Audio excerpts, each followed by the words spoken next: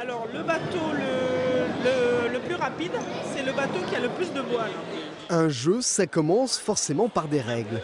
Un moment un peu rébarbatif, mais les parents y trouvent quelques vertus. On est quand même loin du Monopoly là.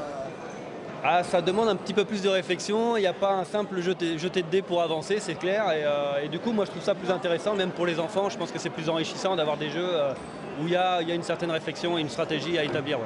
L'explication était assez compliquée, mais finalement c'est facile. Ce que j'ai préféré, c'était quand on enchaîne le plus vite possible les parties du bateau. Et ce que j'ai le moins aimé, c'est... Bon, apparemment c'était bien.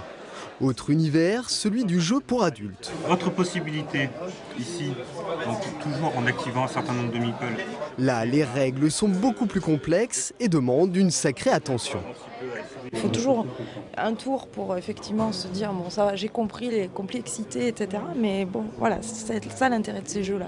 Et derrière la complexité, il y a du plaisir. Absolument, il y a du grand plaisir à partager avec d'autres et voilà, et le fait que ça soit jamais la même chose. Sur le festival, quelques créateurs de jeux sont présents, dont des pointures du secteur. Ils en profitent pour faire tester leurs dernières créations, parfois même avant leur commercialisation.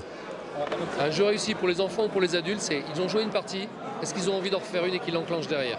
Ou, si c'est un gros jeu lourd, la semaine d'après ou la journée d'après. Sur l'ensemble du week-end, plus de 3000 joueurs de 7 à 77 ans ont montré que le jeu, c'est du sérieux.